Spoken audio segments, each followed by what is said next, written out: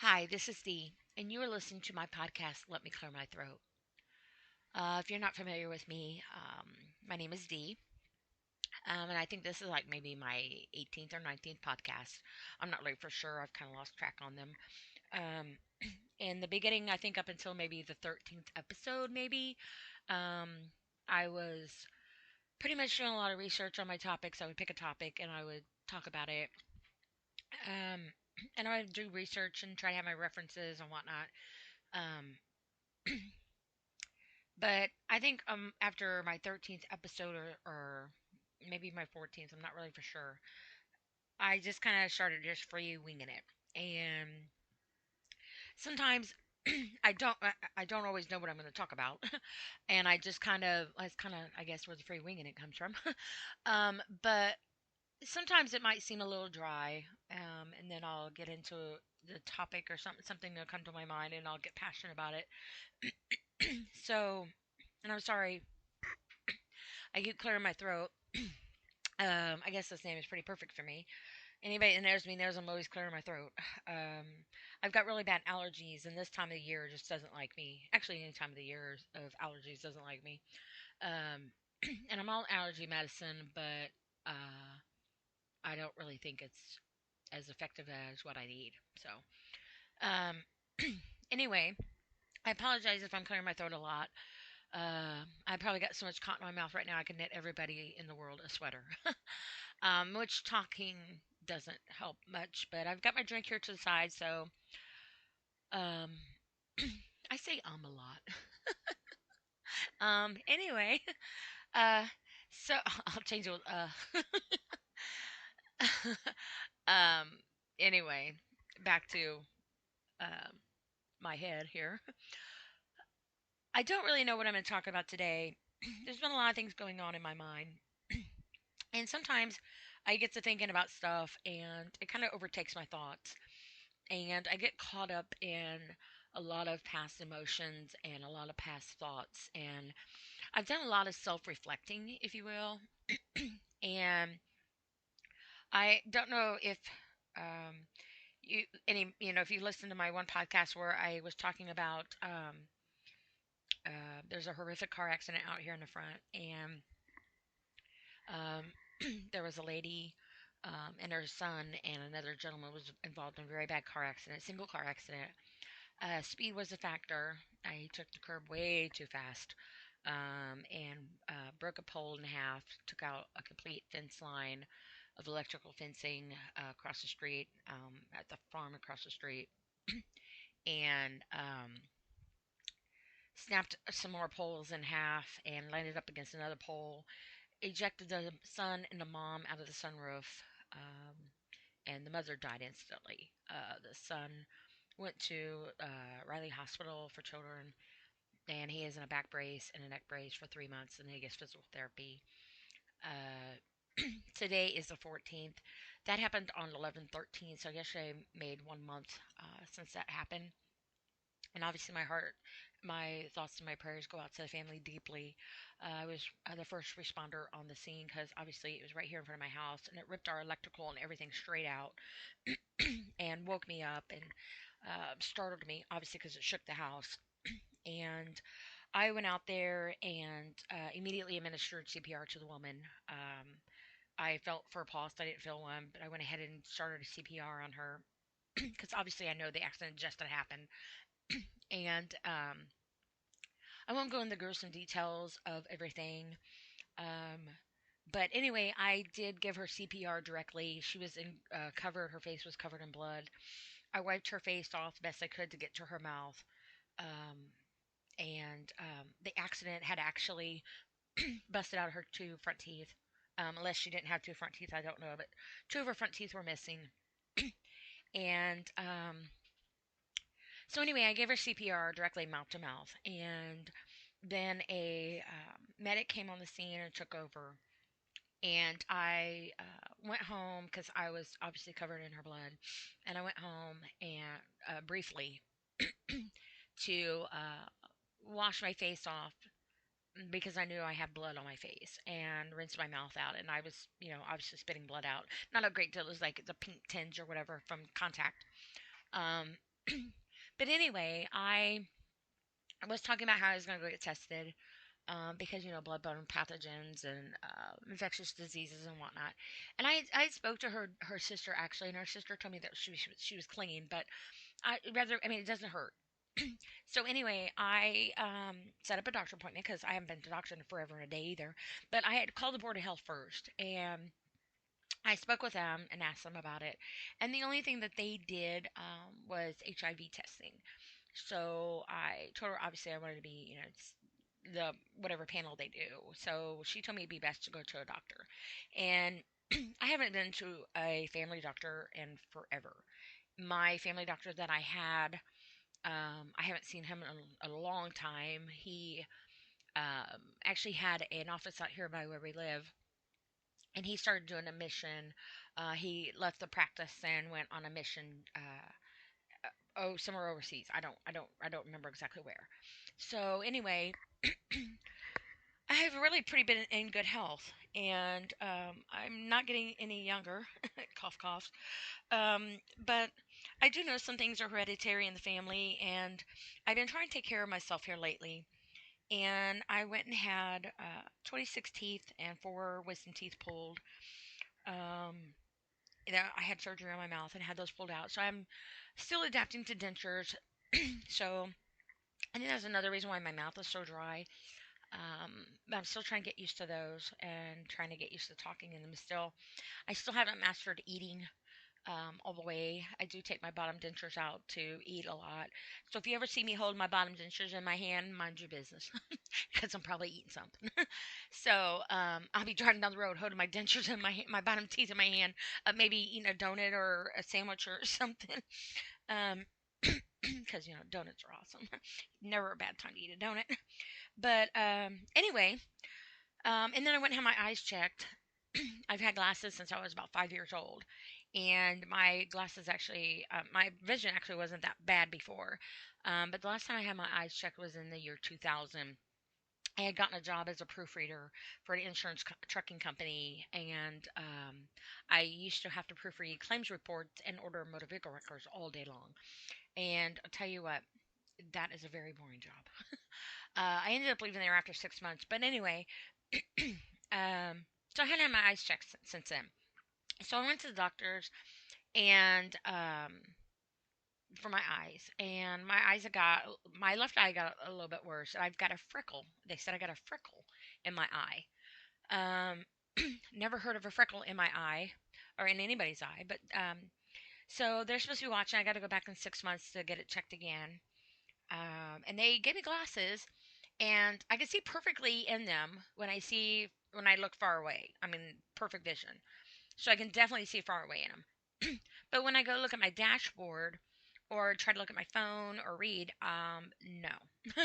So my old glasses I can actually still see out of.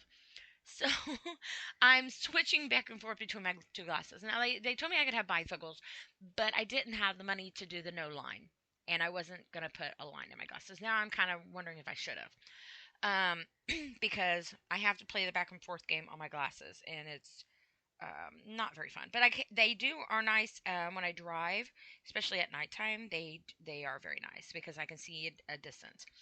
Um, so anyway, I actually went to the family doctor, and they did testing on me, and everything came out fine.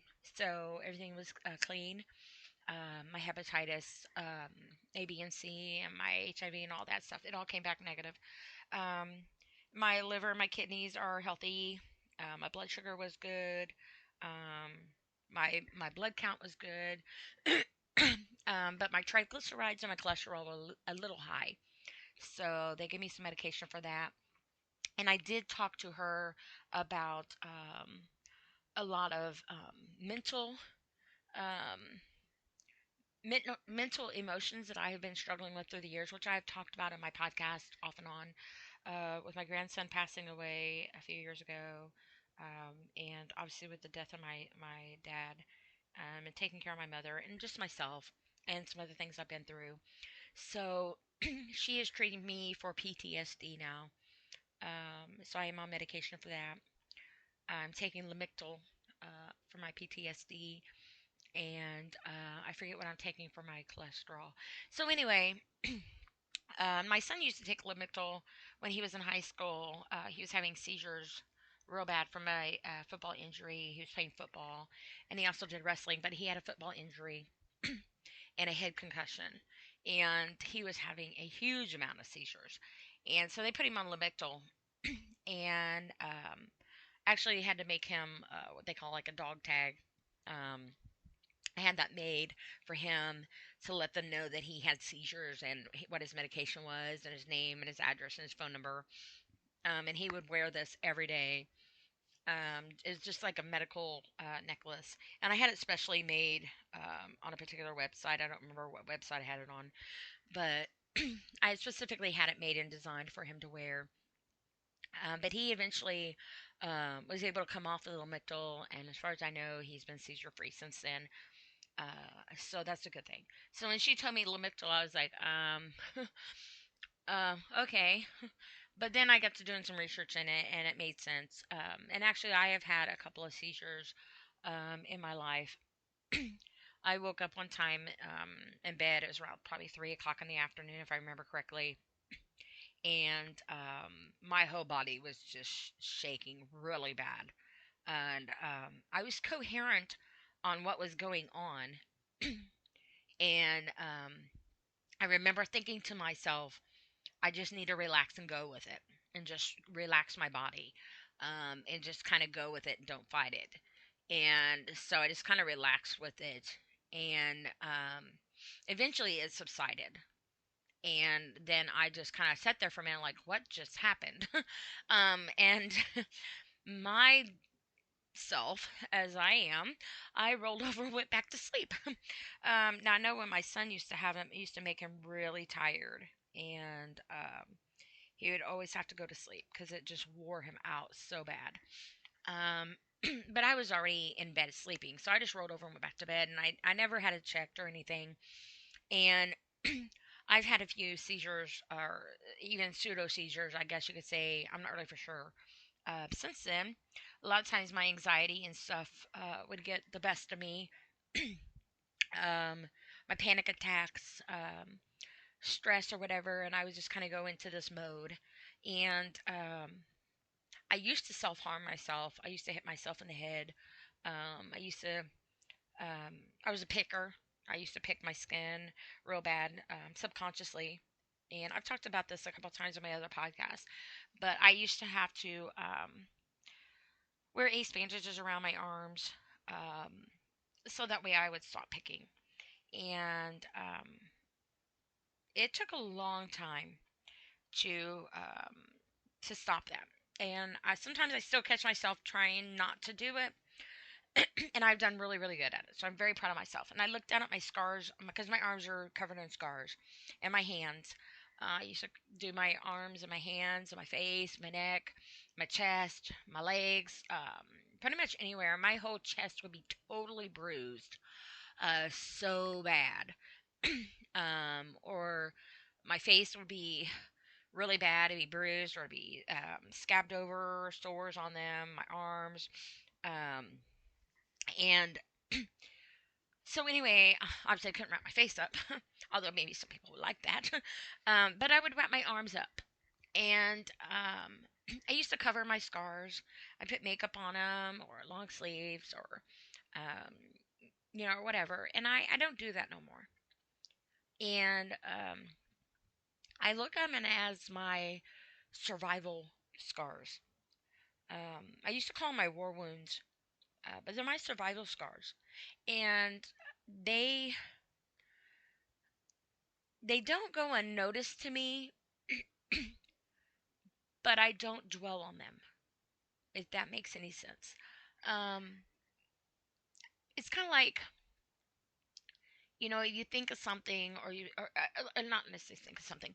If you like see something about you that you don't like, or something that eats at you, or something that bothers you, if you sit and you dwell on it, it's going to intensify. And then, at least it does for me.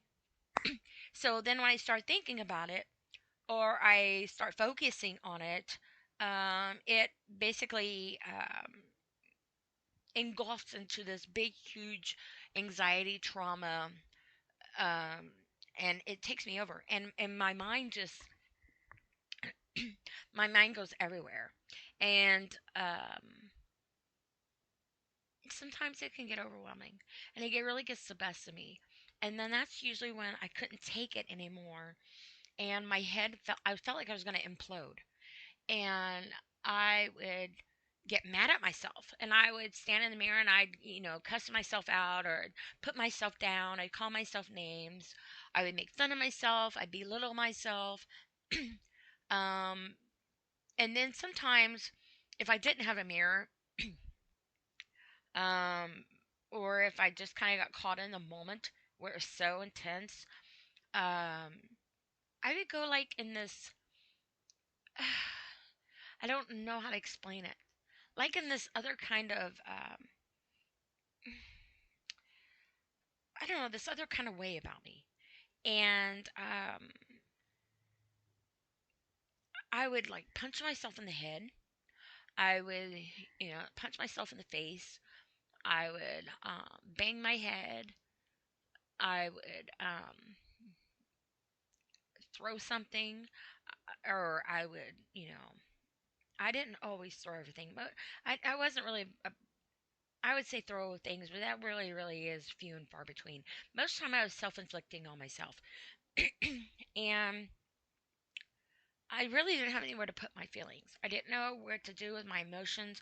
I didn't know how to deal with my trauma. I didn't know how to deal with my head. I didn't know how to deal with my thoughts. And I still don't, but I'm trying to teach myself. I'm trying to remind myself. There's been so much pain and negativity, trauma, bulliness, um, self esteem daggers, self inflicted wounds held by other people inflicting, if that makes any sense. Um, where I would kind of reminisce in a negative way of things that people have said to me that have been so negative or put me down. I used to be always made fun of, growing up, actually, my whole life pretty much. Um, I was big chested. So I was made fun of that all the time. I was called Dolly Parton. People like, oh, Islands in the Stream, or whatever. Um, they would, I was 12 years old and I was like almost a 38. I was a 36C, at 12 years old.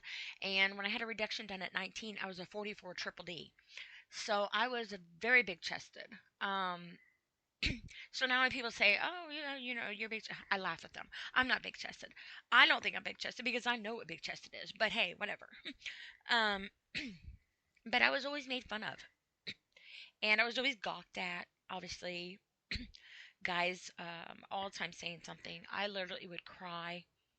Um, when my first ex-husband and I had my son, and I was watching a Donahue show. Uh, if everybody's familiar with Donahue, um, um, anyway, I was watching Donahue one time, and he was doing a show on plastic surgery, and I thought to myself, now mind you, I was probably 17 at the time, and I thought, man, that would be awesome. um, so I one day tried to put this shirt on, and the shirt wouldn't fit me. And I just started crying so bad. And my ex-husband looked at me. He's like, "What's wrong? Like, why are you crying?" And I just kind of opened up to him on how miserable I was and how bad it was, and my self-esteem was just ridiculously terrible. And I told him, I said, obviously, I want to have one more kid, but after that, I want to have a breast reduction. And he was very supportive of that. And so after I had my oldest daughter, I was 19, and I had her in April, and that August the 6th, I believe it was, of 92, I had a breast reduction. And my doctor was awesome. His name was Haroom M. Kazi, I think. He was at a Methodist hospital. And he was just an awesome doctor. And recovery was great. And I was a 34A, no, a 34C um, after surgery. And I was happy. I was very happy. Now, obviously, since then, I've had another daughter. I had another daughter 10 years later. And obviously, weight gain, you know, and so now I hold my boobs very well, I think. But anyway, I'm okay with it, and I've got scars that I wear, and I've actually had people tell me, exes, um, nobody's gonna want you like that. Um, Guys are not gonna like the scars, and um, basically the minute that they would see them, uh, they would automatically gross out. And so I got scars on each side from one end, obviously contoured around to the other end. And then he had to slice down the middle, cut off my nipple, and bring my skin together, sew it up, and attach my nipple up higher. So he had to detach it and move it up. So I've got scar tissue from one end all the way around to the other side, up the middle, and well, you can't tell the scar tissue around the nipple part. But anyway, you don't. If your day wasn't clean now you know. These are my boobs. So, but this is real life. This is real.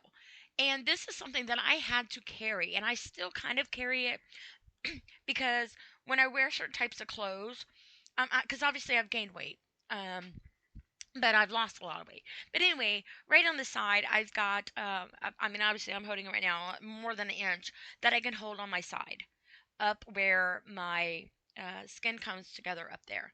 And so sometimes when I wear certain clothing, um, I'm very aware of my scar tissue. And sometimes I would, when I wear low cut shirts or something, um, I would put a little bit of makeup there and kind of like contour and kind of define my cleavage so that way my scar tissue wasn't as visible.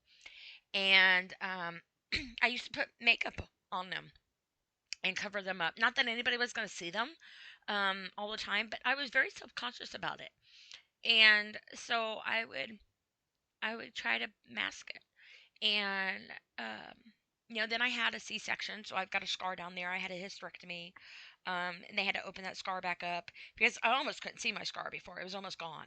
And then I had a hysterectomy, and they had to open it back up. And honestly, I don't even know. I haven't really paid attention to that scar, but I think it's where I've gained weight. My stomach isn't slim, and definitely not a size negative, negative whatever.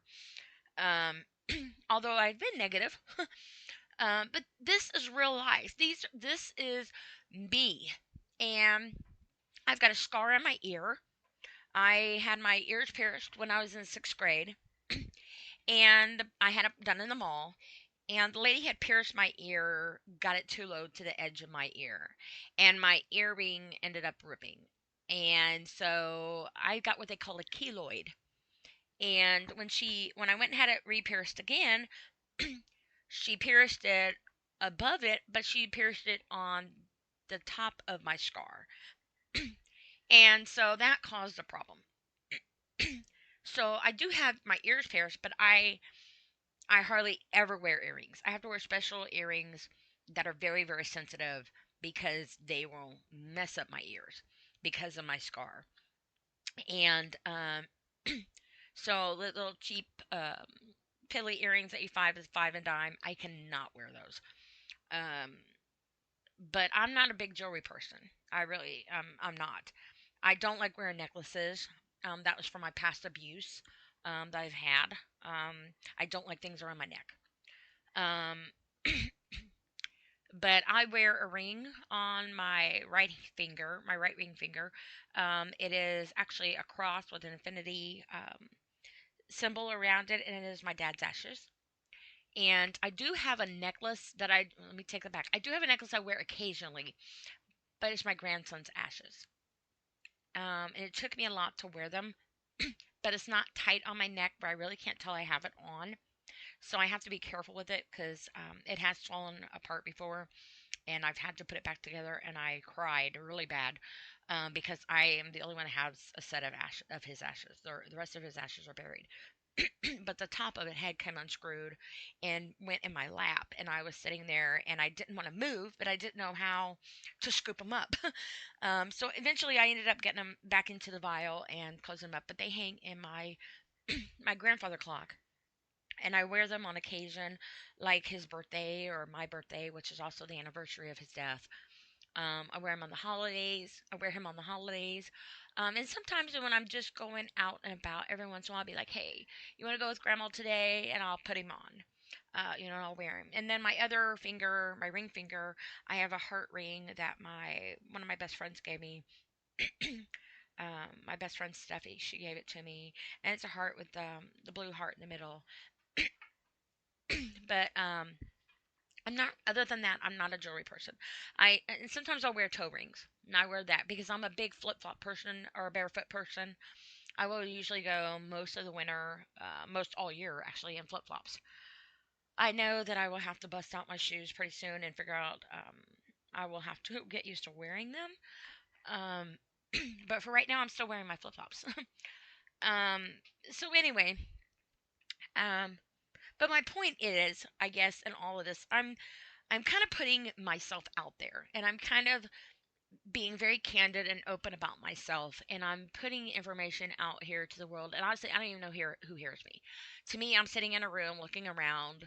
I'm in my craft room, which is my mom's old music room, and I'm just watching squiggly lines go across my computer screen. So, but my point is that I'm being very candid and open on myself to the world.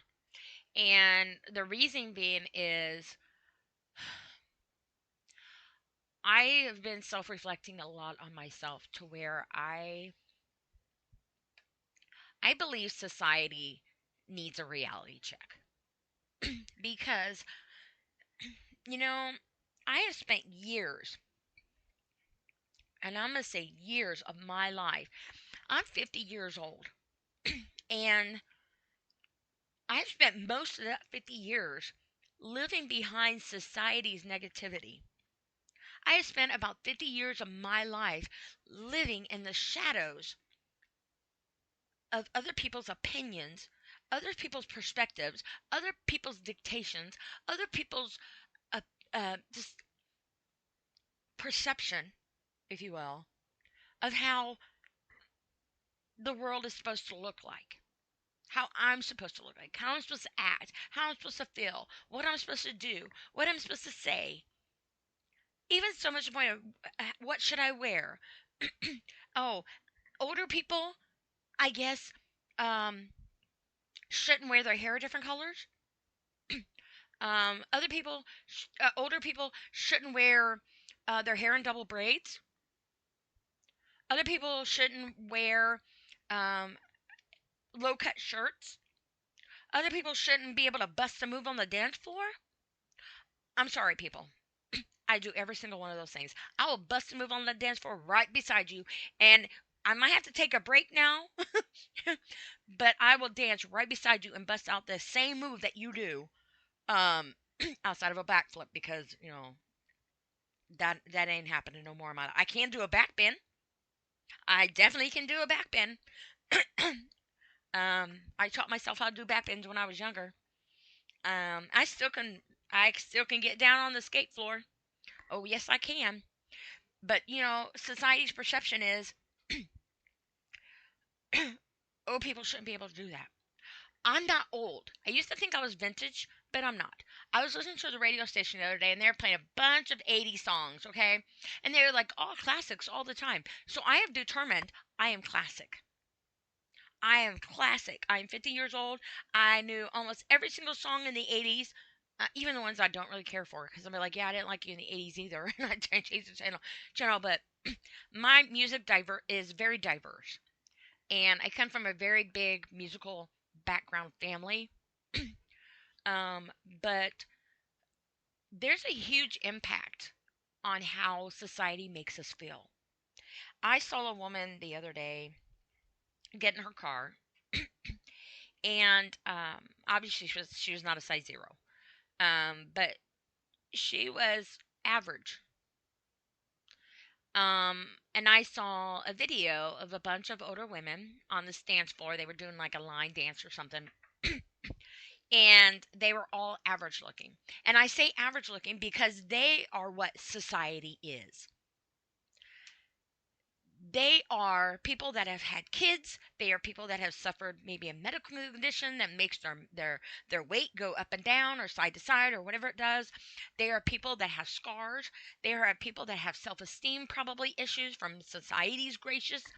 They are people that have maybe not have their hair in perfect order. They are people that are wearing clothes that maybe be a little bit too revealing or maybe a little bit baggy because they're trying to hide their flaws. That is an average person. People that starve themselves, people that make themselves throw up, people that take diet pills, people that um, overexert themselves in a negative manner that is unhealthy. Now, I know there's people that work out, they take care of their health, and I applaud you. I need to be that person again. I used to work out all the time.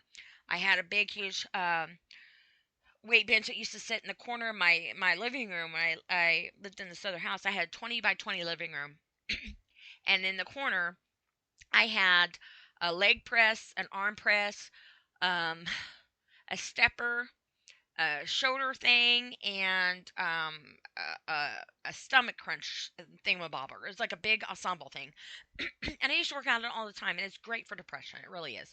Um, Unfortunately, I had to get rid of it because when I moved, it wouldn't fit where I was at, so I had to get rid of it, and I got a really great deal on it. I think I bought it for like $60 or something. I got a really great deal on it. It was like a steal.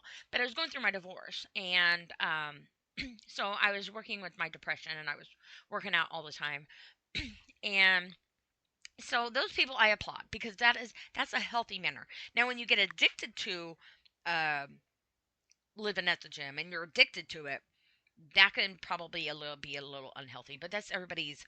I'm not trying to steer anybody from trying to work out or whatever because obviously you want to be healthy. But what my point is, society has put us in our minds that everybody looks needs to look a certain way. Who is the person that makes that up? Who are they to tell me what I'm supposed to look like when they probably don't even know who I am? They don't know my battles. They don't know my suffering. They don't know what scars I have inside and outside. They don't know if I have a medical condition. They don't know if I have a mental condition. They don't know if I have a physical condition. They don't know me. So, why does society have the right to tell me that's okay? And I need to lose weight. I need to do my hair different. I need to act differently. I need to talk differently. I need to dress accordingly. Oh, you can't do that. You're too old for that. You know what? I'm just this age, this many days old today. Who are they to tell me how I'm supposed to act, how I'm supposed to be? Who are they to tell me how to be me? And who are they? Uh, is it a reflection on how they feel about themselves? Or are they just being mean and being bullies? Because you have adult bullies, and adult bullies were usually either victims from being bullied and they just have had enough and they just don't care no more, or they've been bullies their whole life. I don't know. But nonetheless, it's wrong. And who am I to say it's wrong? It's wrong to do that to me. Now, if everybody else in this world likes that, to each their own. But to me, it's wrong. It's wrong to do. It's wrong to belittle somebody. It's wrong to talk about somebody. It's wrong to judge people. It is just wrong to be a mean person. It's wrong and it's ugly. And I saw this saying one time. It says, if I'm fat, you're ugly, and I can always diet. That is so true. But that's mean to say, but it's so true. But you can diet, but that doesn't mean you're still going to lose weight. What if you have a medical condition? What if you're below weight and you're not overweight and you're not healthy because you're too thin? That's a factor too. Oh, you look like a beanpole. Oh, you're a toothpick. You have no butt. Where are your boobs? You're flat chested. You know, and women wear these. It's just and then women have to wear bras because society says so. And it's like there are dudes out there with bigger boobs than me sometimes. You don't see them wearing a bra. I actually, no, all jokes aside, I actually threw my shoulder out. My shoulder is so sore still. And it's been like this for a couple weeks. And I brought it up to the doctor. She said, we'll look at it again when I go back on the 21st. But I pulled a muscle in my shoulder, taking my bra off because I had to overextend my arm so far. And now it hurts really bad. Like a torn rotator cuff from taking my bra off. But anyway, who is society to tell me that that's what I got to do?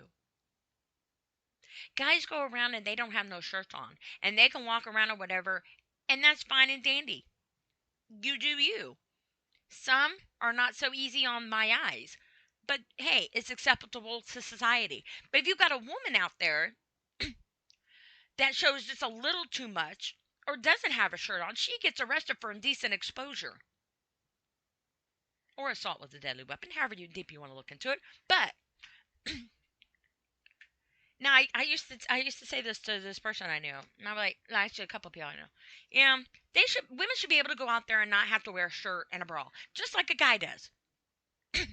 And like, oh yeah, yeah, okay, but that also includes seeing your mom naked, or your grandma, or somebody else's grandma and great grandma, and you know, and they're like, oh, I didn't think of that. Yeah, that's right. Because you're stereotyping on what the boob is supposed to be. Now, I'm not trying to get on the big old subject of boobs, but boobs were made for a person for a reason on a woman, and that is to feed the child. It is for a reason. Women develop milk to be able to feed their child on their boob. Source of nutrition. Society, oh, you need to cover up. Really? Are you going to cover up your face while you put that fork in your mouth and feed yourself? Because maybe I don't like the way you eat. Maybe I don't like the way you chomp your food. Maybe I don't like the way it looks. You don't see me saying, "Hey, you need to take that napkin and cover your face while you're eating up that stew or whatever your casserole you're eating or whatever the heck you're eating, or you're eating a hamburger and you're going, maybe I don't want that, but I don't do that. I might think in my head going, "Oh my gosh, I can't stand this chomping," you know, but I don't do that. Is no different than an innocent little baby needing to attach to their mother to feed them. If that woman wants to sit out in society and have her boob plopped out on the freaking table, feeding her child, how dare you say she shouldn't? Because you're more or less you're looking at that mother going, you should not feed your child right now. But then be the first one to respond, you're neglecting your child or you don't feed them. So yeah, there's that. It's all about Well, it's all about people thinking that their opinion should be the only opinion that matters. And don't get me wrong, I'm not trying to sound mean because I know there's a lot of bad things that go on in this world. And that's another reason why I'm saying a lot of our problem in society is that society is a lot of our problem. I was watching this this piece one time. I don't remember what it was, and I don't watch TV, so it had to be something on my phone. I was scrolling through Facebook or something, and it was like a reel, um, and it was of Sandra Bullock. Now I'm gonna tell you this: I think Sandra Bullock is just beautiful. I think she is just a beautiful person, and she is just a beautiful human being, and I think she is beautiful on the outside and the inside. I think she's just beautiful, and excuse me, she was actually standing up there, sitting there one day. I forget exactly what it was, what show it was, but she was talking about how people made fun of her basically and said she was overweight. And was just all these mean, nasty things about her. And I'm just sitting there going, "Oh my goodness!" Like here, I mean, her personality is just, I just love her. Her personality is a lot like mine. um, but that's just an example. You've got this beautiful person that somebody has taken the time out to belittle and dehumanize, and they don't even know that human being as a person. They're judging what they see or what society has um, televised. They don't know what that woman's been through. They don't know what her struggles are. They're not looking at her as a person. They're looking at her through whatever goggles, glasses that they got on. Maybe it's their own reflection. Maybe it's jealousy. Maybe it's because they're just being a bully or a troll. Or maybe it's just because that's just the way they are. And it's wrong. It's just so wrong. If the tables were turned and somebody did it to that person, that's probably what the problem is. Because you know, and I'm kind of getting caught up in this because, like I said, I really didn't know what I was going to talk about today. But self reflection is a big thing, but it's hard to see your reflection when you look at it and you see everybody else but yourself. And you get to a point in your life where you're trying to self reflect on your life. People might call it a midlife crisis, or I don't know, self identity, empty nesting, whatever it is. Who do you want to be now? Your kids are all grown and out of the house. What do you want to do with your life?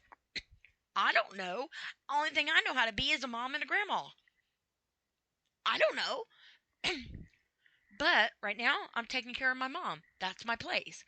I'm filling in the blanks as I go. But the point is, you get to a point in your life and you have a chance to have a life in a sense of where your children are grown, your family has moved out, maybe you are alone, maybe you're with a couple, you have a significant other. um, but then you have to reflect on who you are as a person. um, I used to always tell my daughter, I said, as you grow up, because she was trying to figure out what she wanted to do with her life and this, that, and the other. So, first of all, you need to find out who you are first. You have to be you first. You cannot be a mom, a wife, a daughter, a sister, an aunt, a coworker. You can't be anybody until you are you. And when you know who you are, that's when all the rest of it can be what they are. Because you are what makes up the rest of it. But unfortunately, in today's world that I know it, actually in all of the world of I know it, my whole 50 years of my life, it's been the opposite.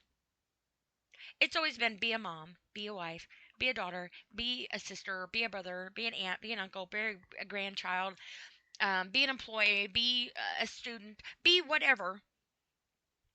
And then somewhere in there, try to squeeze you in on who you are. But by the time you get to you, your reflection looks like the whole rest of the world. Because you're looking at you going, I don't even know who this person is. Where did this wrinkle come from? How did I get this old? Um, I have to have all my teeth pulled out. What is this gray hair? I just colored this like 2 days ago and my gray's already in again. And you're looking at this reflection going, this person's a stranger to me.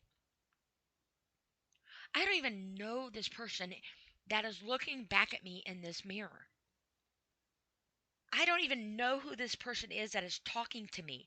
I don't even know who this person is that society thinks that they know. Because I don't even know. So how does society know? But then you go through your mind thinking, so what do I do with you now? What do I what do I do with you? How am I supposed to look at you in the mirror when I don't even know who you are? Because I've been used to looking at this other reflection that has done nothing but make me feel like I'm worthless. I am not worthy to be loved. I am abandoned. I'm ugly. I'm fat. Um, my face is ill proportioned. My left leg is longer than my right leg, which is true, by the way. Um, you know, I, I don't. I'm short. I'm 5 foot half inch because every half inch counts. Ask anybody. But I'm 5 foot half inch. I'm short. Um, and people might not realize it, but sometimes it's a handicap. It's a good thing that I know how to climb because I am a climber and I'm very resourceful. If I go to a store, excuse me, and there's something on the counter that is pushed back a little bit, I will either try to climb up there to get it or I'll find something long in that aisle to be able to use it as a scooper to scoop it close enough where I can reach it. Or if that is not possible, I will find me some tall person and be like, "Excuse me, could you get this down for me?" um, because it is a thing. Um, reaching some simple cabinets in my house, well, my mom's house actually, they're built for tall people because my family's tall. My mom's 5'11". You know, my son is 6'1". Um, my dad was 6 foot, 6'1". Um, I'm not. But so even trying to get in the cabinets, even the bottom, like the upper cabinets, even on the bottom shelf, like the cupboard there, if it's not on the edge, and I'm standing on my tiptoes to reach the edge of those cabinets to get something out of there. And there are many times I have to get the chair out to climb up there. I used to like jump onto the countertop. I can literally, I guess this is where the good part comes in. I can literally stand on the counter and not touch the ceiling. And I'm like, so I'm up here, I'm cleaning the top of the counters, cleaning above the cabinets, I can clean the ceiling, and I don't need a ladder to do that part. I can stand literally on my bathroom, my mom's bathroom sink, and not touch the ceiling.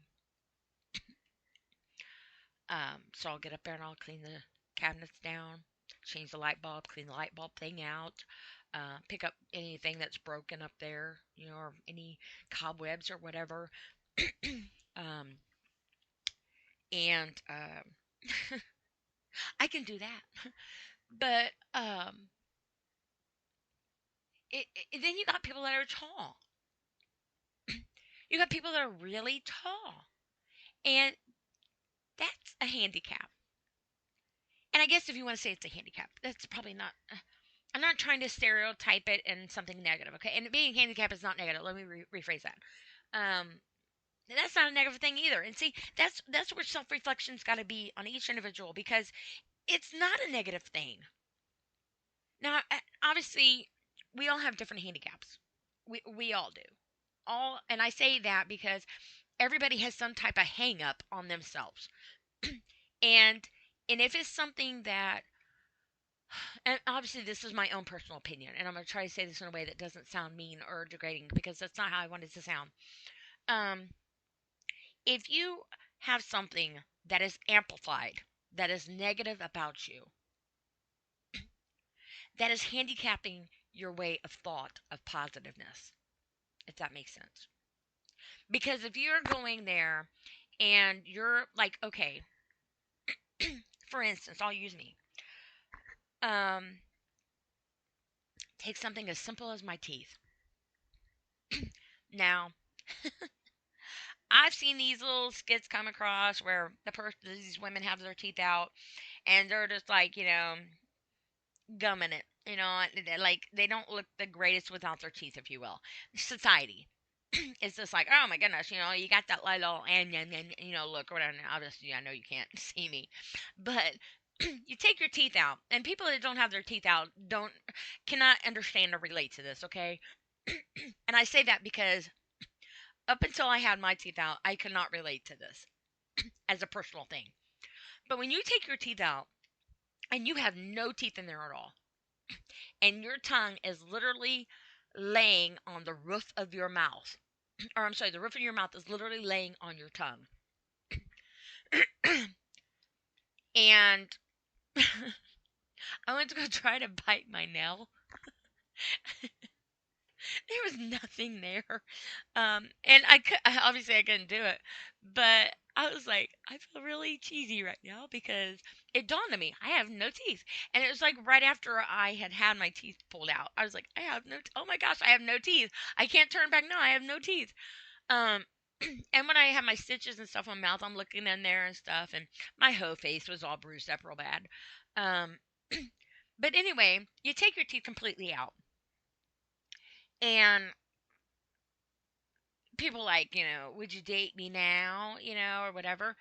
And then they do this little before and after look where they put their teeth in and then they put this makeup on and then all of a sudden they're gorgeous. And people are like, that can't be real. That's not real. That's what, blah blah blah. You know what, people? Whether it's real or not real is not the point.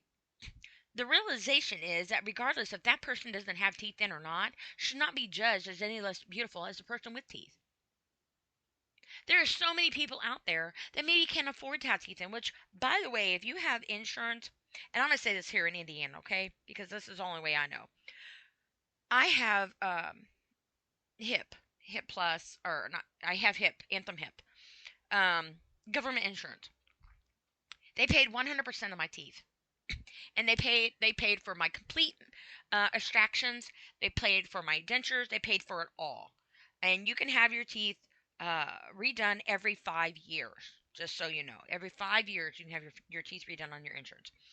But I went to an all day or a dental place, emergency dental, where they were like open until 10 o'clock at night, and they do walk-ins.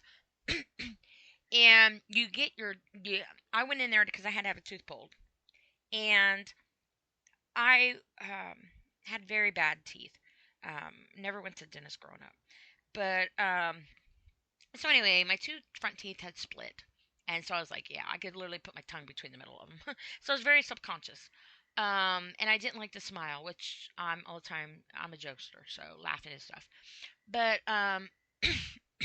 so anyway, I go in there, and the doctor's like, would you consider dentures, or is it too soon? And I think that was just a polite way of saying, are you old enough? um, and I was like, oh no, I want dentures. I want dentures. Yes, I want dentures. I, I, ah, I was with this one guy, and I didn't know it for a while until he told me. And this is really funny because I mean had no idea. I just thought he had really beautiful teeth, but he had dentures, and I had never been with anybody that had dentures, but he had the most beautiful teeth. And then when he told me he had dentures, I was like, what? Really? I never would have knew.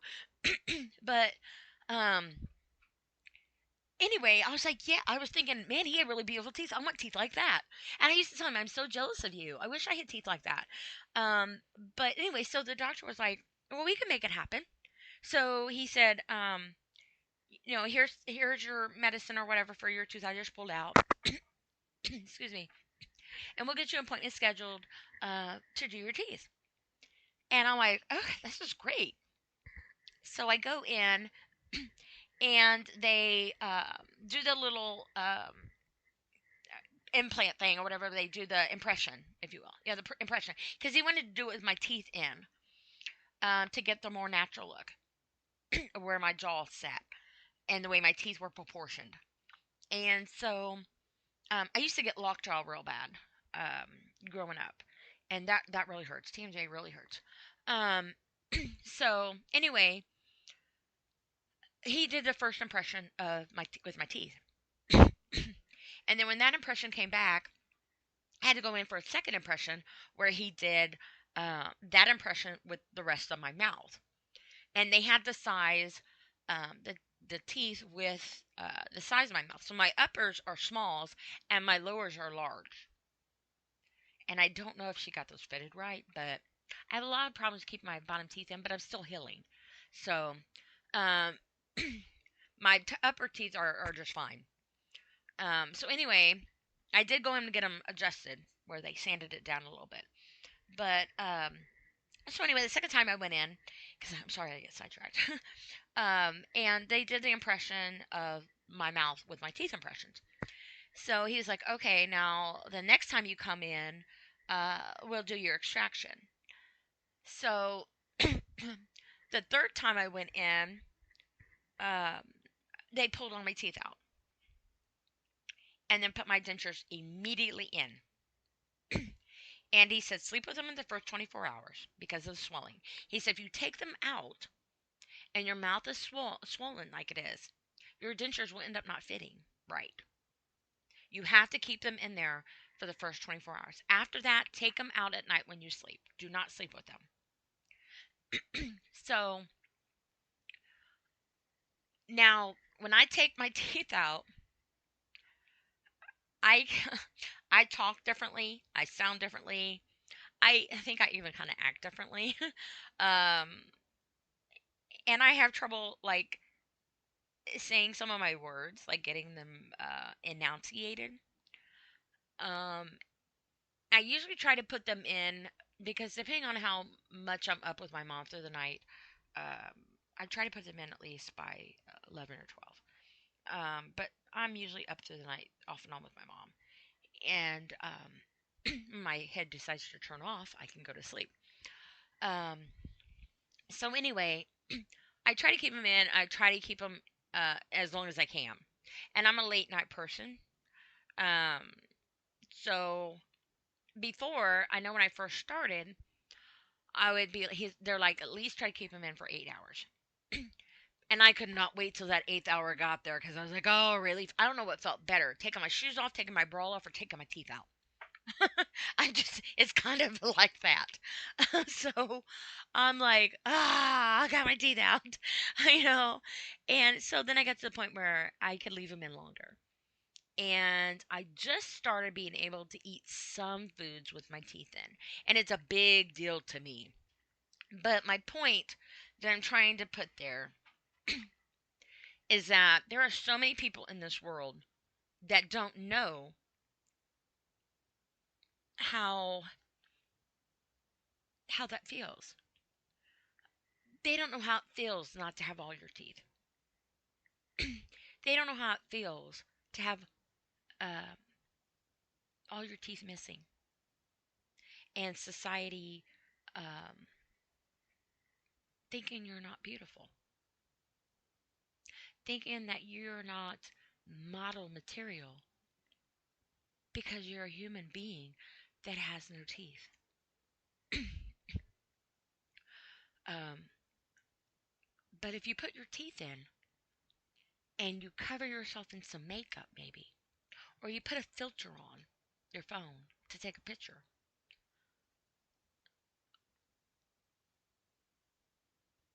automatically you're beautiful. You're more beautiful and acceptable to society. Why? Why is that okay? So if I take my teeth out, and let's say I got my hair and makeup done, okay, and I'm as if I had my teeth in, I got my hair and my makeup done, and so, let's say I'm like dressed ready to go out on the town, but I don't have my teeth in. So if I don't go out, if I go out in society dressed and ready for the town and leave my teeth out, then I'm going to be looked at differently and less beautiful. than if I put my teeth in and go out on the town in the exact same attire, exact same hair and makeup. The only thing difference is putting teeth in and taking teeth out. Why does that make me less of a beautiful person? Why does that make me any less desirable? It shouldn't. And I know somebody that has dentures.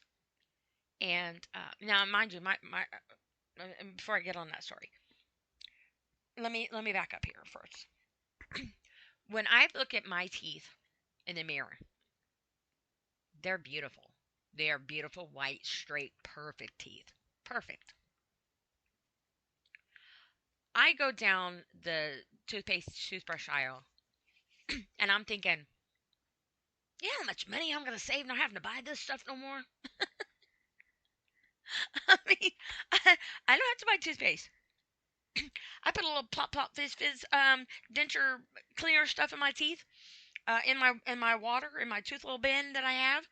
Um, and I use a certain toothbrush. It's a faux down toothbrush because I don't use the one that they gave me.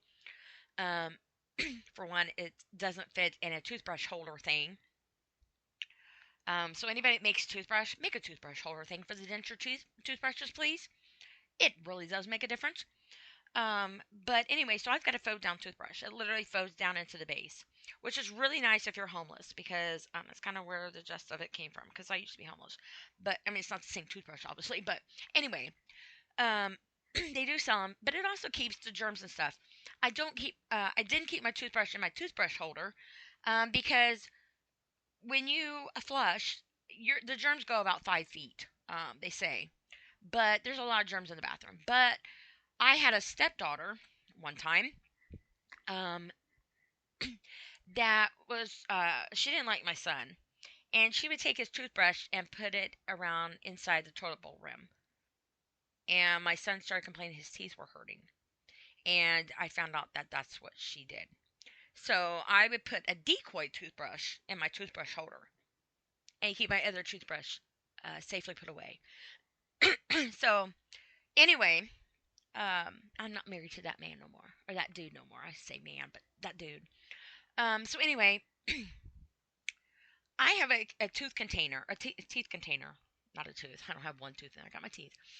Um, a teeth container that I set on the countertop, and I was like, I'm gonna decorate my teeth container. I mean, why not? I'm not gonna bling it out or anything, but I'm gonna decorate. So I got my Cricut out, and my vinyl and whatever.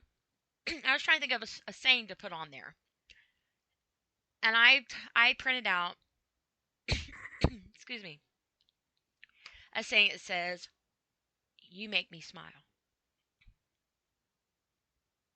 So whenever I look down at my teeth, the container that holds my teeth, um, it says, "You make me smile." And then I think, well, the government has made me cry so much over the years and upset me. It's about damn time that they made me smile about something, and I'm glad they paid for those teeth. So yeah, that makes me smile. But um, it's a whole different perception, and it's an identity. It's an identity of a mental state of mind. It's an identity of what society continues to do repeatedly, and then have the audacity to complain that it's done to them. Now, I'm not trying to pick on everybody, because I pray that there are people not like that in the world, but I don't know. I haven't really met you yet. um, I can't really say that because I don't try to be that way, but I'm not saying that I'm not. Maybe subconsciously, I take that back. I'm like that way with myself. So that's a lie. I'm like that with myself. And that is what I'm trying to teach myself to do differently. I'm trying to teach myself that my identity has to start with where it starts. And that's my perception on what I see. and what I see looking at me as a whole. I believe you can tell a lot by a person by when you look in their eyes. And I mean, don't be creepy about it, but when you really look in someone's eyes, you can really see the depths of their their soul. You can see their pain. You can see um, their emptiness. You can see their laughter. You can see their happiness. I don't know if you've ever looked at a picture and seen somebody smile, and they actually smile with their eyes. It's beautiful. It's a beautiful look. Or you can look at somebody, take a picture, and look at their eyes. What do you really see? Do you really pay attention to that detail of what's behind that real picture?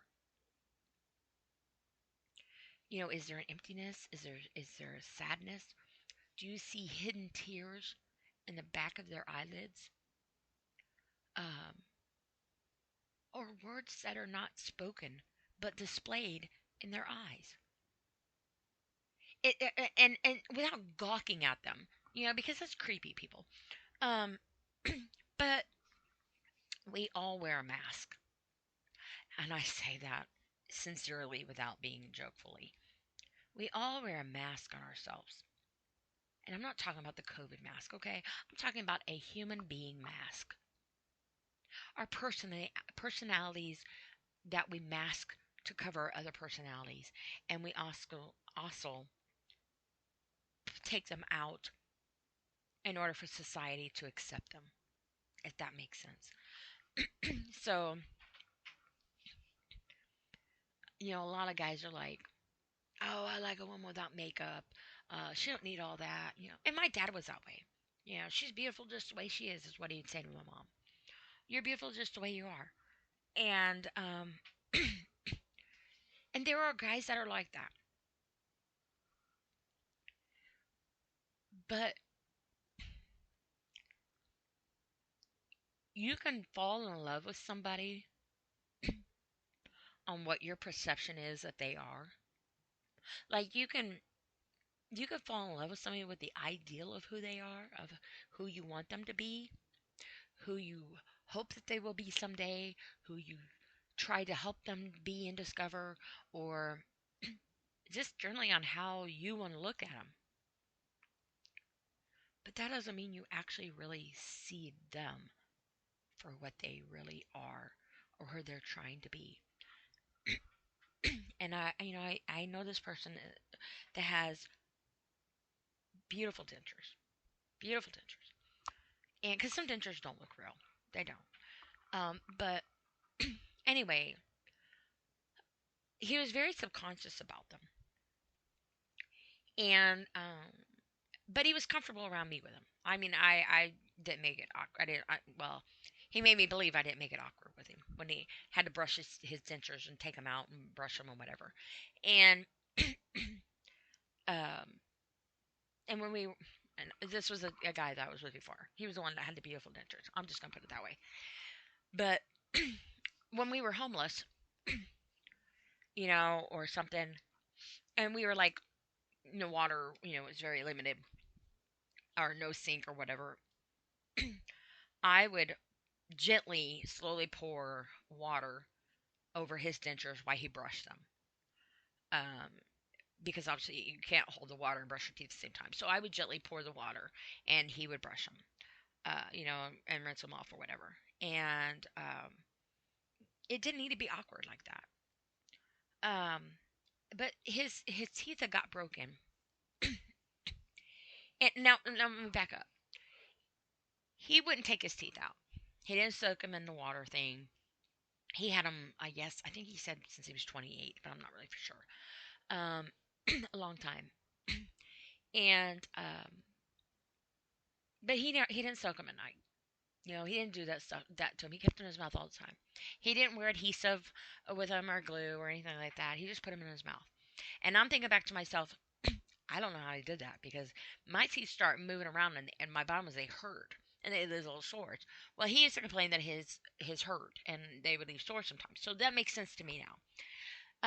Because I'm thinking, yeah, that's what happens when I don't put it, the adhesive or whatever on mine. And I prefer the powder. I've been trying them all, and I'm trying to still do it when my mouth heals, but so far I'm liking the powder. Um, but anyway, um, his teeth are shattered. They got broke. He had set them down on the counter too hard, I guess, and um, they shattered. They broke.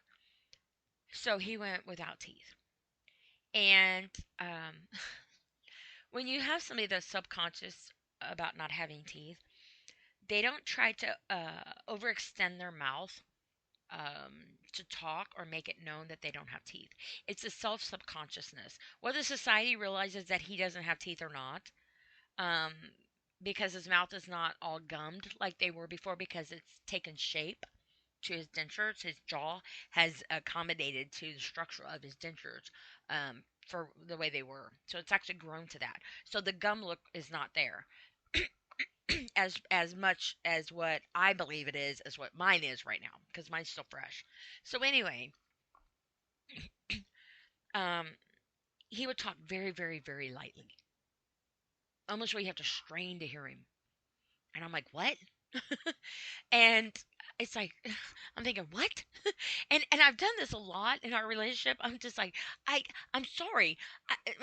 Maybe I'm just bad at hearing, but can you repeat yourself one more time? Or I'll be like, um, still nothing. I've made out half of what you said, and I'm sure it aggravated him, but I would have trouble hearing him sometimes. But um, anyway, I was telling him that I had got my teeth fixed, and oh no, back up. I was telling him that his insurance would cover his teeth. And I asked him how long ago he had had insurance or had his teeth, and he's like, I don't know, like I was 28 or whatever. And so, anyway, he went to the dentist and got his teeth fixed, got new teeth, did impressions, the whole 9 yards. And obviously, where he hadn't worn his teeth for a while, I'm sure it's a big adjustment for him. But I'm looking back at it and going, people don't know that you can get your teeth fixed like that. You know, and had I had known all this prior before, maybe it'd have been a different situation because I would have had my teeth pulled a long time ago. And I'm sorry if we're going to sit here and get on a big subject of teeth, but it's kind of the perception of what's behind it. The point is, he was self conscious about something as simple as his teeth. There are a lot of homeless people that uh, had very bad hygiene. Obviously, they're missing their teeth. That maybe have not had a shower or had their hair cut or done, don't have bougie nails, um, and society looks at them of a less of a person most of the time. And I know this from experience. However, my question to that is, do what they call a makeover, if you will. Give them a shower, maybe a clean haircut, clean their nails, put some dentures in, whatever. Now all of a sudden that person's beautiful. That person is acceptable to society. That person doesn't look like a bum living in a cardboard shelter, or maybe not even on a shelter at all, but sleeping on concrete ground. But now that person isn't any less of a person and is an equal person now next to you because what, they had a makeover? They had a makeover, but did they have a life over? Because I guarantee that those scars that they carried of the hard knocks of life goes a lot deeper than missing some teeth or having messed up hair. And we as a society whole, and I'm going to say this, I don't care if you have teeth or not. I don't care if your hair is done up right or not. I don't care if you um,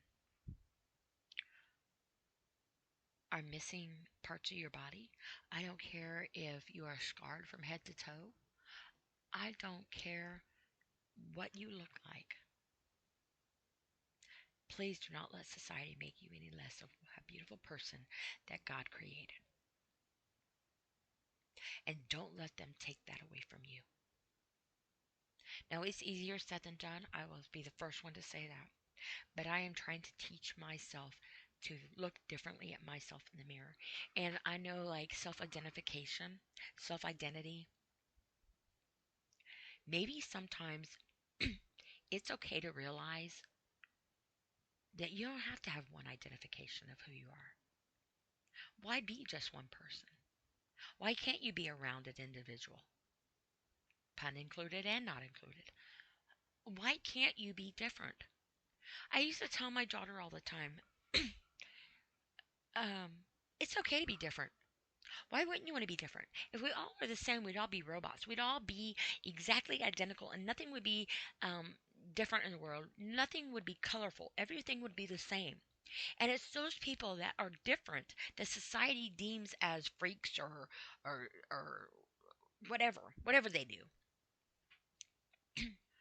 Any less of it is as acceptable as what they classify as the normal, if you want. I don't even know what normal really is. What is normal? Um, but those people that are different,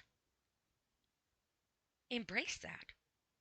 Because those people that are different are the ones that invented the things that you have enjoyed. Those people are different.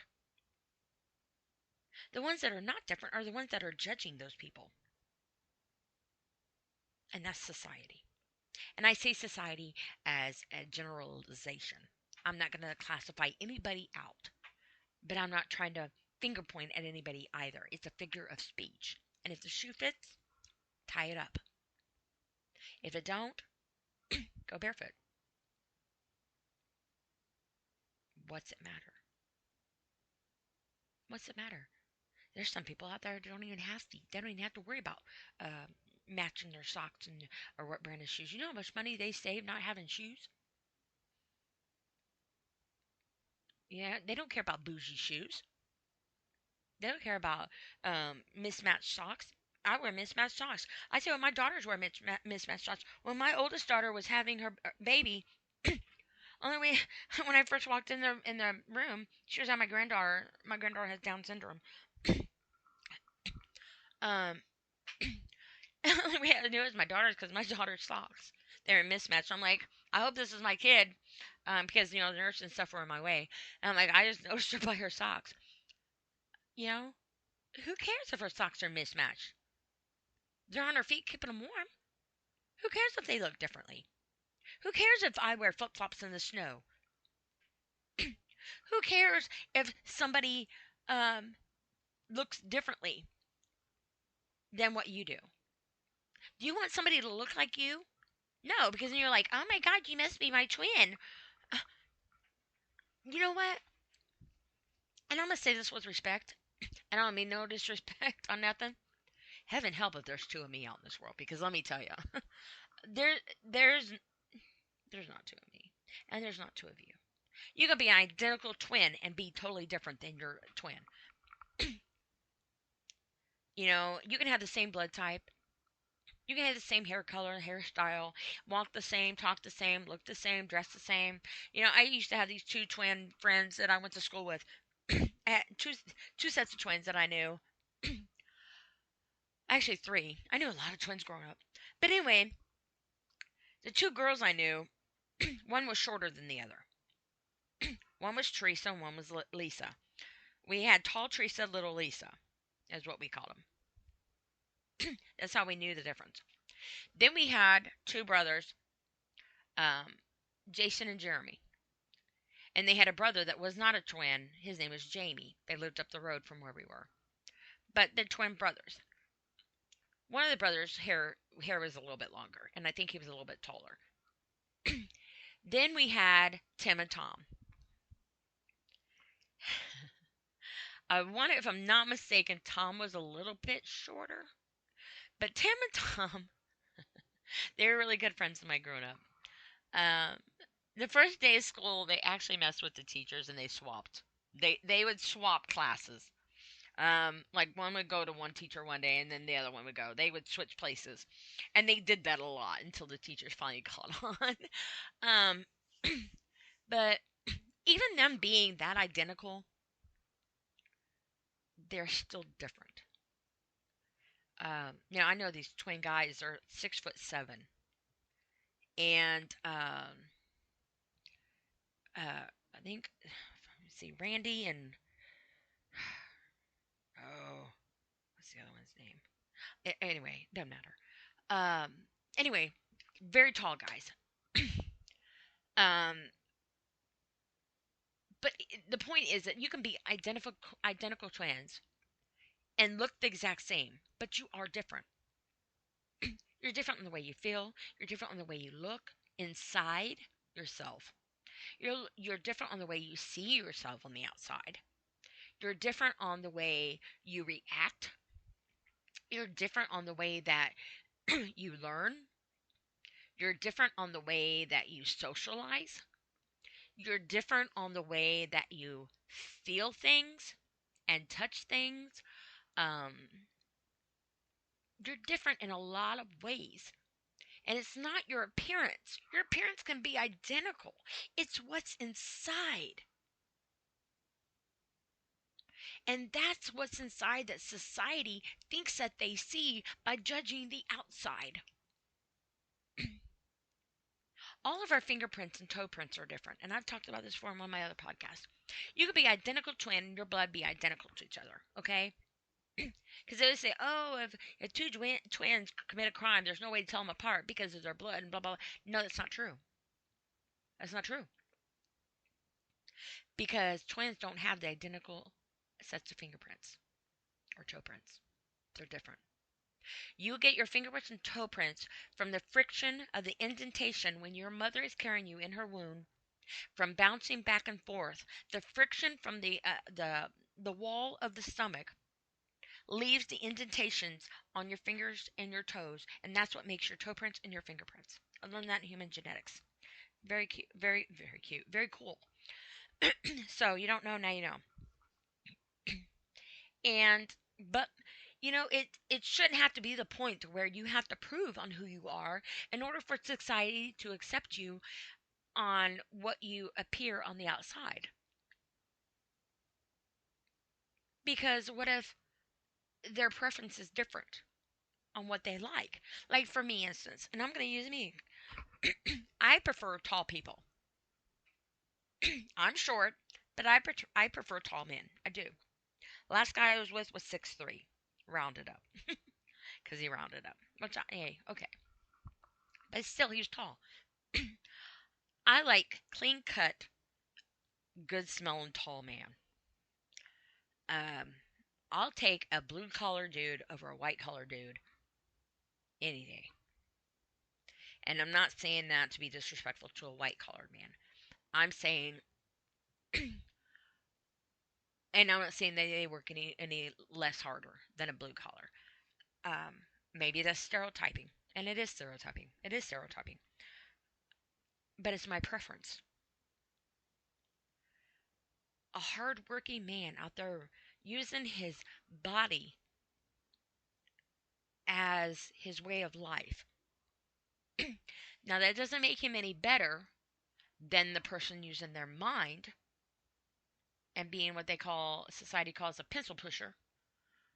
Um, that doesn't make them any less important or any more important. That's just my preference.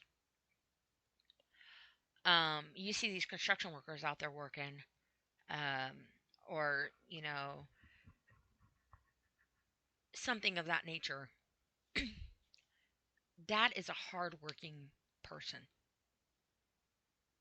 They work in all levels of human nature. They work in all types of levels of um, society in different atmospheres. Um, they also have to watch their back and their coworkers' back, especially in these construction zones. Um, so they're using their mind double time. because you do have to be versatile. You do have to be flexible. You do have to be a quick thinker, but you do have to be responsible because you have so many other people's lives in your hands. You got yours, your coworkers, but you also got society's. Because the job that you're doing is going to have society going through it. And I'm not trying to say that people that sit behind a desk are any less important. And I apologize, I'm not trying to offend anybody. I hope that I'm getting my explanation across, not in a degrading way, but I'm just saying this is my preference. I would take, I would, I would prefer a man who has built his muscles the natural way at hard working than a man who's flexing his muscles at the gym. And I'm not saying that they don't work hard in the gym, trying to take care and maintain their life. Yes, that's one thing, but being superficial about it, and I guess you can call it being conceited, that's not attractive to me. But that's my opinion. That's my preference. Do I think you're any less beautiful as a person? No. Now, I ain't gonna lie. A dude walked by me with a nice build on. I'm like, yummy. I've done that. But then I've also seen a dude one time, and I'll tell you what, I wish I would have videoed this. Because I'm like, what in the blue blazes is that? Um, this dude was very buff, okay? He was very buff. And he was out in his front yard in a pair of short shorts, no shirt on, nice tan, very easy on the eyes, I will say that. He was in his front yard doing lunges, like on the main busy road. And he was exercising outside in his front yard. And I'm going, first of all, that's a very big distraction. But why? Now, yes, it was a beautiful day, and he should be able to. Yes, he should have. But why? Was he doing it because it was a beautiful day and he was out there working out? Or was he out there because he was being conceited and wanted to just flex his muscles and show off? You could take it either way. Me, I just went by going, I don't really understand why he's doing that, but kudos to him. That's more than what I would do. I'd be too self conscious to stand outside my front yard and work out. Heck, I have a hard enough time working privately in the corner of my house and or taking my clothes off and looking at myself in the mirror. There's no way, and no. So kudos to him. It's all about the perception, but it's also about um, your own self identity. Because sometimes the way you look at people and the way you judge people, and which, you know, is a reflection on sometimes on how you feel as an individual. Not always, but they say you shouldn't judge yourself. Thou shalt not judge lest be judged, or something of that nature. Does that mean that we don't judge other people, or we don't judge ourselves, or both? Because we do judge. We judge ourselves. We judge ourselves more than we judge anybody else in this world. And that's a whole different reflection that the mirror doesn't display. And if you put a filter on, if you put, let's say society is your filter. So you're putting your society filter on. Is that just smoke and mirrors? Or is that a reality check? Or is that just a bunch of self-esteem issues and heartache and pain, self-reliant on um, everything but what you know how to feel, if that makes sense. Um, you know, I used to sit and look in the mirror and I'd be like, I've had a lot of problems in my life. My childhood, I didn't have much of a childhood. I had a very abusive childhood. Let me say, I witnessed a lot of abuse in my childhood. I personally was not abused as a child per se physically, um, But I endured a lot of domestic violence growing up, and I endured a lot of uh, degrading self-esteem issues. Um, your parents are supposed to encourage you to go to college and do this and that and the other. And when I was younger, I used to talk about how I wanted to go to college. I wanted to be a lawyer. I wanted to be a lawyer. Or I wanted to be a counselor for abused children. That's what I wanted to be when I was younger. I really wanted to be a lawyer, and I didn't pursue that end. I wish I would have now, but I didn't, and I'm too old for that now. But I don't want to be a professional student. um, but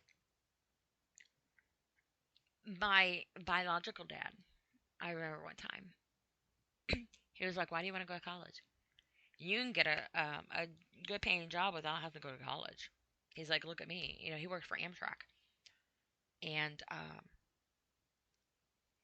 he's like, "You don't need to go to college to have a good job." And that might have been true back then, but now we have been so codependent on technology that the simple things in life have to be technical.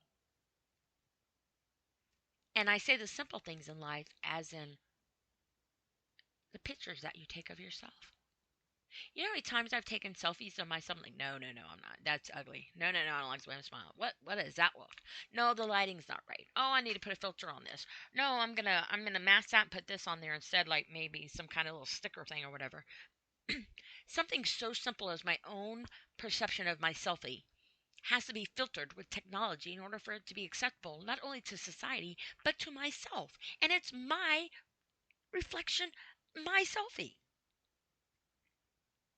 And maybe somebody other's phone might have better pixels on their phone, so it takes a better, clearer picture of me.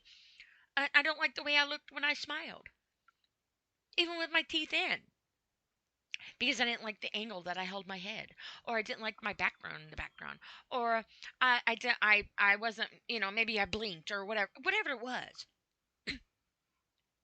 I had to filter it. Something as simple as my own vision of myself has to be so complicated by technology and by society. I'm a human being. I'm not perfect, and I would be lying if I said otherwise. Yes, I look funny without my teeth, but you know what? I can make funny faces with my teeth in. I'm funny, and sometimes I'm funny looking. But that doesn't mean I'm any less of a beautiful person. Depends on who wants to look at me. It all in the eye of the beholder, but the beholder has to start with you first. How are you supposed to feel any better about yourself if you keep letting society tell you how you feel? And this is where I'm at in my life. And I'm trying very hard to undo 50 years of damage, of straight up bullshit. Straight up bullshit is what it is.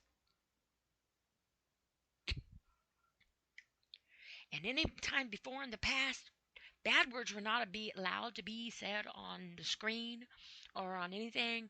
And I remember when simple words were allowed on, sitcoms or, what was it? What are they called? Soap operas. Now, it's like no filter needed. I think kids today have more slang bad words created uh, because of us adults. And you know why? Because we're the ones that handed it to them. You got music that says certain things. Okay, I'm going to say this for an instance. And maybe I'm wrong, okay? But this is what I was told. So maybe I'm wrong, but I'm going to say like that song, Cake by the Ocean. I like cake. I like the ocean. Now, eating a piece of cake at the ocean, I might get sand on my cake. Not so much. But hey, let's have a party. Let's have some cake by the ocean. Let's have a party. No, people, it's about drugs. It's about drugs. I didn't know that till somebody told me. They're talking about having drugs partying. I didn't know that. I thought somebody was going to have some cake at the ocean, have a party. Let's have cake. Cake and ice cream. Not so much ice cream because it'll melt because of the heat. But cake. Everybody, cake. Nope. It's about drugs. Um, even that little WAP song, that annoying WAP song that's going around the reels or whatever, that's supposed to be a bad thing too. It's not the word WAP. It's something else. And it's like, why are we doing this to our children? There's hidden meanings. Like Def Leppard's. Pour some sugar on me. You got the peaches, I got the cream. Okay. Are we talking about peaches with whipped cream on it? No, people, we're not. Now, don't get me wrong. I love that song. I love Def Leppard, one of my favorite groups. But this is where we're at. They're hidden meanings, and I could go on and on and on with different songs. But that's not the point. you know, the point is we have so much negativity in this world, so much, and this is what we're giving our kids, and this is what we're giving ourselves, whether intentionally or not. Now, I will jam to, pour some sugar on me, or, you know, I love me some Def Leppard. I've been to their concert, awesome concert. Kid Rock was probably one of the best concerts I've ever been to. Um, I've been to Motley Crue, Alice Cooper. Um, let's see what else I go to. Tim McGraw. We ended up leaving early on Tim McGraw. Um, and see, Billy Covington was good. But anyway, Kid Rock was awesome. It's an awesome concert. And I went with my youngest daughter. I went to all these with my youngest daughter. Um, I would love to go to an AC/DC concert. Um, but anyway,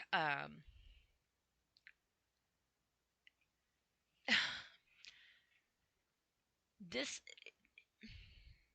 growing up in our lives, we take whatever from our childhood that has made us who we are, and our reflection how we see ourselves. Because even take society out of the picture, okay? Let's take society out for a moment. Let's put our family in the picture. How does your family make you feel? How has your family made you feel over the years? Because I always say, you got family, you got them damn relatives. I can count my family on one hand. I got plenty. Relatives are a dime a dozen. But I can count my family on one hand. And that's including the family dog of my daughters. My pickings are slim. But, um, and that's also because some have passed away too. But, no here nor there. My my view on family, I wonder what it's like. I wonder what it's like to have a true, supportive, realistic um, family. I don't know what that means. When I was going through a horrific time in my life when my grandson died, um, you would think I would have had support from my family. No. No, I had my daughter, my youngest daughter. Um, she was she saved my life. My youngest daughter saved my life. Um, I don't know what I would have done without her. I wouldn't be here today. I wouldn't be here today. I know exactly where I'd be. Not here. um, Usually in a time of tragedy, you think people would come together. No. Um, very select a few would even check on me. Select a few uh, would try to insinuate other things than what they didn't know nothing about. Select a few try to start um, a fight at my grandson's funeral because they want to be bullies. Um, and instead of understanding the tragedy that my grandson was laying up in a casket, they wanted to be everything but compassionate family. Instead of other people understanding my depression or that I was going through something, and instead of understanding the scars that were on the outside of my body, were no near the reflection of the depth on the ones on the inside of my body.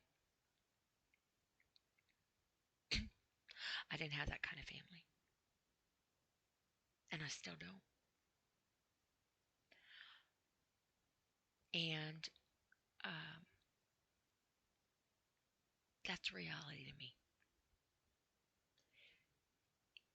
and that's sad because my family has done more damage to me than society could ever even dream of.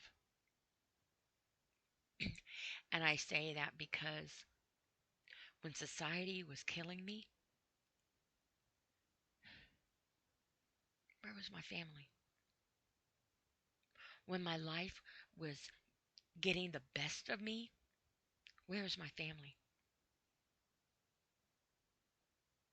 It laid in the hands of a young, innocent child to keep her mom alive. And that's not fair. And instead of my family being the bigger person and being understanding and apologizing and trying to be there for me now,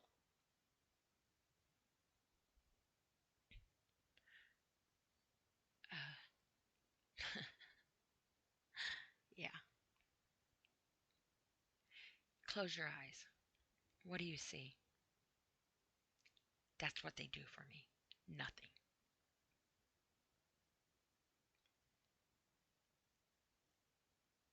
And I say that respectfully because I'm a respectful person.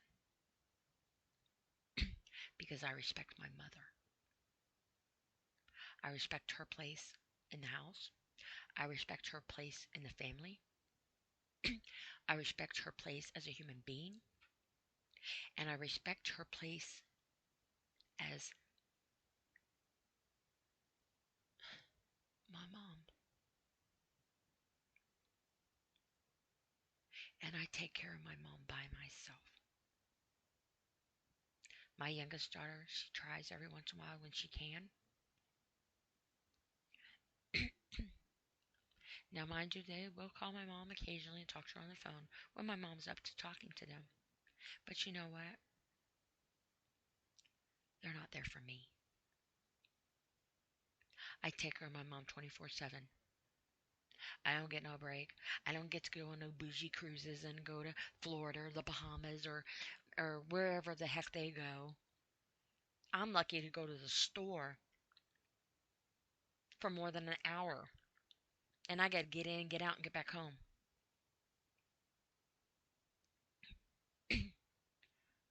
I don't get nobody to, I have to, I can't even go spend time with my daughter, my kids, unless I make plans ahead of time to make sure my mom's okay. Because that's my responsibility. And I'm not complaining on my responsibility with my mom. Please don't misconstrue that. I'm where I'm at with my mom, and that's where I'm at. My point being is, where the hell is the rest of my family?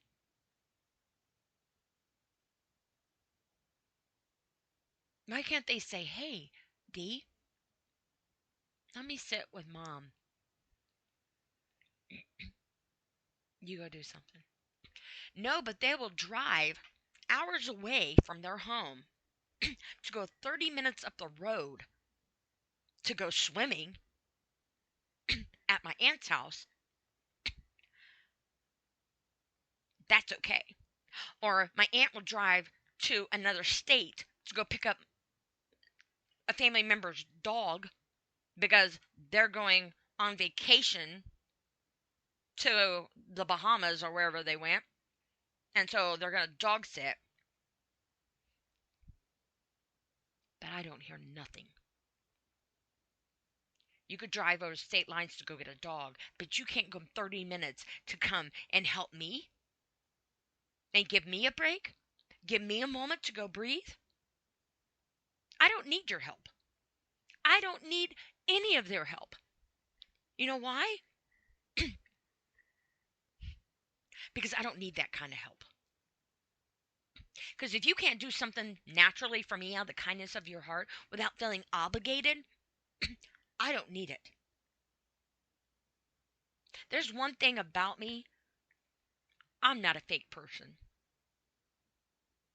I might have to pacify a situation for the moment being out of respect of the situation for the moment being, but don't mistake me for a fool. And don't mistake me for somebody who's going to kiss your ass. Because I do not have the government by my teeth to taint my lips by kissing a bunch of bullshit. Because that ain't happening. And that's my self-reflection. That's where I'm at today. I respect my mom. I love my mom. I love my mom. She perfect? No, she ain't perfect. You tell me a person in this world is, and I'd guarantee that they're lying. There ain't no such thing. You know why? Because every single moment of your life you're learning. Every single moment of your life you're teaching something and you're learning something. Whether you have already passed judgment on what you already know, I guarantee you're going to learn something different if you actually have an open mind and think outside of what is supposed to be normal. Be your own individual. And you be your own individual, I guarantee you're going to make mistakes. You know why? Because if you're your own individual, you're learning as you go. You're not learning and doing because everybody else is doing it. You're doing it because you're doing it. And there's not a damn thing wrong with that. You're going to make mistakes. You're going to make a lot of mistakes. And the biggest one you're going to make is with yourself as a human being. And the way you look at yourself, the way you feel about yourself, the way you talk about yourself. For every negative thing society has made you feel, try to reprimand it with a positive reinforcement of something positive. Because as much as society has pounded the pain in your head of negative on what not to be, you counteract that with something positive. But don't self-inflict the pounding on your head. I know that firsthand. It hurts inside and it gives you a headache on the outside and inside. And I had a broken tooth. I hit myself so hard one time. I literally felt my tooth move. When I had my teeth pulled out, I had a piece of my tooth embedded in my nasal cavity. Don't do that, is what I tell myself. Don't let yourself get away from you again, if at all possible. And if you get too far ahead of yourself,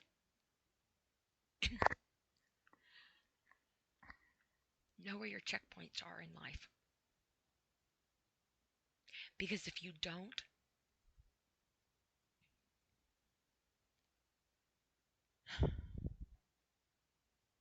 not a place you deserve to be. And if you're anything like me, it's easier said than done. But I used to say, I'm trying, I'm trying. I always say I'm trying. And I am trying. I've tried to get to the point now where I'm saying, I'm doing, I'm trying and I'm doing, or I'm trying to do, or I've tried and look at me, I'm doing it. We are our biggest shadows. I always say, I don't believe in shadow people. I believe in people that make shadows. And that's okay. We're all attached to our shadows, and we step on our own shadows. And the hardest thing to do is step over your shadow. Because sometimes we are our biggest demise. But there can't be a shadow without light above us. Sometimes it's okay to be in the dark. Just remember, though,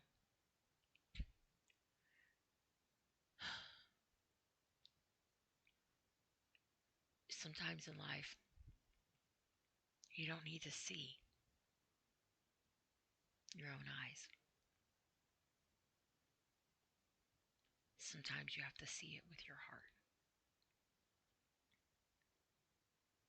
And your eyes are on the outside, they can see light.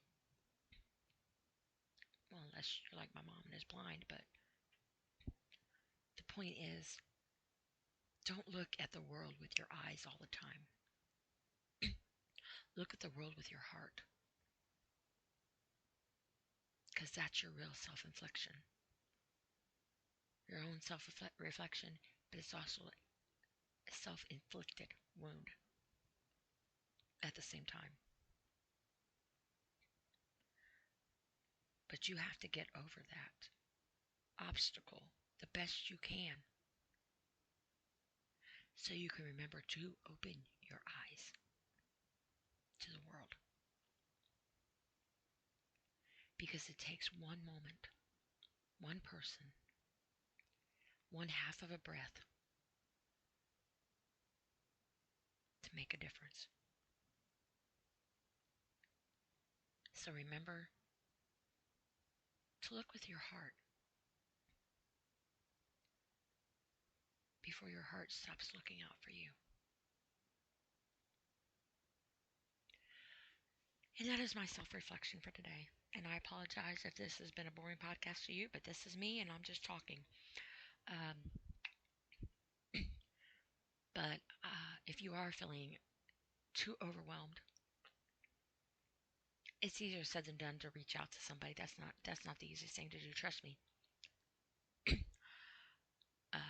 I know that firsthand.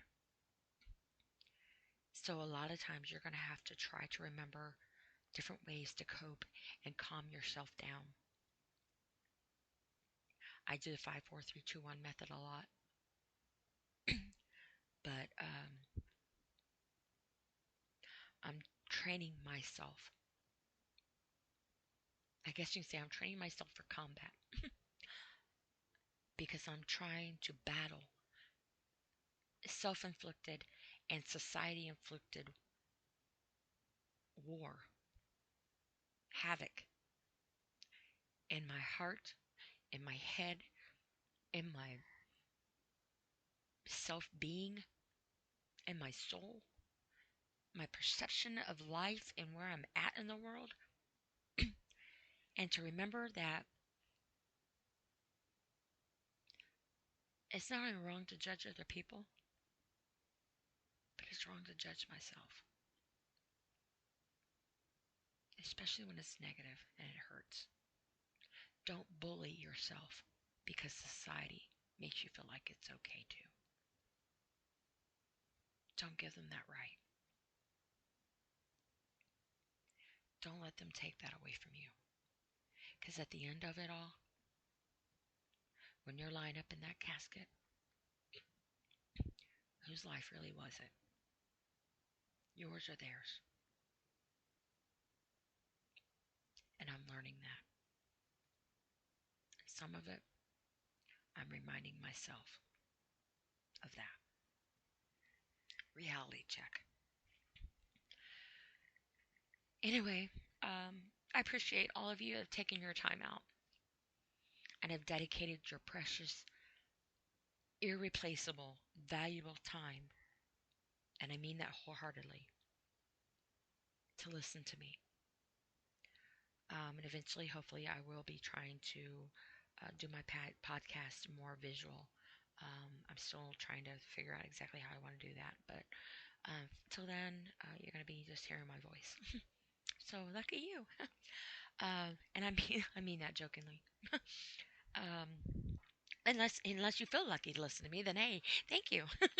I'm not trying to make that negative on me, but anyway, um, thank you for taking your time out listening to me, and I hope everybody is able to uh, find a way without find a way on being able to take a breath without your own breath suffocating you. And please don't let anybody else take your breath away in an unhealthy way. So, anyway, I will end my podcast here. If you haven't checked out my other ones, please feel free to do so, like, share, whatever. And if you have any suggestions or anything, please let me know. I'm all open to suggestions and also opinions on um,